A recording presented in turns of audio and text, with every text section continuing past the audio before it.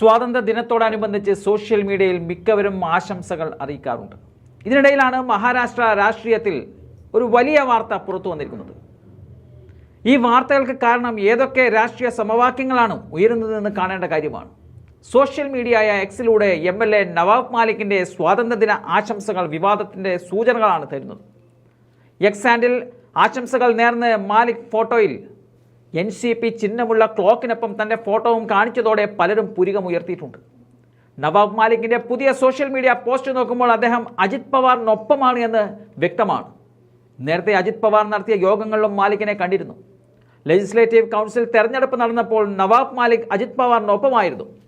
എന്തായാലും മാലിക് അജിത് പവാറിനൊപ്പം പോകുന്നത് BJPയും അജിത് പവാർ ഗ്രൂപ്പും തമ്മിലുള്ള തർക്കത്തിന് കാരണമാകുമെന്നതിൽ തർക്കമില്ല. നവാബ് മാലിക്കിനൊപ്പം പോകാൻ ആഗ്രഹിക്കുന്നില്ല എന്നതാണ് BJPയുടെ നിലപാട്. നവാബ് മാലിക് NCPയിലെ ഏത് ഗ്രൂപ്പിനൊപ്പമാണ് എന്ന കാര്യത്തിൽ ഇതുവരെ മാധ്യമങ്ങൾക്ക് വ്യക്തമായ ഉത്തരം ലഭിച്ചിരുന്നില്ല എങ്കിലും സോഷ്യൽ മീഡിയ പോസ്റ്റുകളിലൂടെയാണ് അദ്ദേഹം ഇപ്പോൾ സൂചന നൽകിയിരിക്കുന്നത്. മാലിക് ജാമ്യത്തിൽ ഇറങ്ങിയപ്പോൾ NCPയുടെ ഇരു ഗ്രൂപ്പുകളും അദ്ദേഹവുമായി കൂടിക്കാഴ്ചകൾ നടത്തിയിരുന്നു. എന്നാൽ നവാബ് മാലിക് എവിടേക്ക് പോകുമെന്നത് വ്യക്തമായിരുന്നില്ല.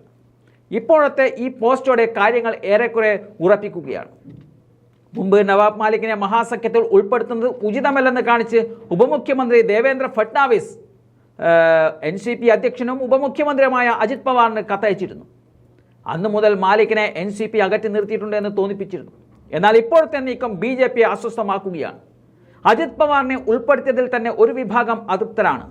ആ കൂട്ടത്തിൽ ഇതുകൂടിയാകുമ്പോൾ പൊട്ടിത്തെറി ഉറപ്പിക്കാം. വരാനിരിക്കുന്ന നിയമസഭാ തെരഞ്ഞെടുപ്പിൽ മാലിക്കിനെ അദ്ദേഹത്തിൻ്റെ മണ്ഡലത്തിൽ മത്സരിപ്പിക്കാൻ ശ്രമിച്ചാൽ BJP ഇടയുമെന്ന കാര്യത്തിൽ സംശയമില്ല. NCP ടിക്കറ്റ് നൽകിയില്ലെങ്കിൽ സ്വതന്ത്രനായി മത്സരിക്കുവാനും അദ്ദേഹം ചിലപ്പോൾ തയ്യാറായേക്കും. അത് കൂടുതൽ പ്രതിസന്ധിയിലേക്ക് NDA സഖ്യത്തെ കൊണ്ടെത്തിക്കുമെന്ന കാര്യം ഉറപ്പാണ്. അധോലോകത്തെ ആളുകളുമായി ഇടപഴകിയതിനാണ് നവാബ് മാലിക് ജയിലിലായത്. ശരത് പവാറിനൊപ്പമായിരുന്ന മാലിക് മോചനം പ്രതീക്ഷിച്ച് അജിത് പവാറിലേക്ക് ചായുകയായിരുന്നു. തുടർന്ന് ജാമ്യം ലഭിച്ചപ്പോൾ 6 മാസത്തോളം മാലിക് ജനശ്രദ്ധയിൽ നിന്നും വിട്ടുനിൽക്കുകയായിരുന്നു. കഴിഞ്ഞ ഡിസംബറിൽ ശീതകാല സമ്മേളനത്തിനായി സഭയിൽ മാലിക് എത്തിയപ്പോൾ ഭരണകക്ഷിയായ മഹാസഖ്യത്തിൻ്റെ ബെഞ്ചിലാണ് അദ്ദേഹം ഇരുന്നത്. ഇത് BJPക്ക് ഇഷ്ടപ്പെട്ടിരുന്നില്ല. തുടർന്നാണ് ദേവേന്ദ്ര ഫട്നാവിസ് അജിത് പവാറിന് കത്തയക്കുന്നത്. എന്തായാലും ഈ നീക്കം ഏത് രീതിയിൽ മഹാരാഷ്ട്ര രാഷ്ട്രീയത്തിൽ പ്രതിഫലിക്കുമെന്നത് കാത്തിരുന്നു കാണാം.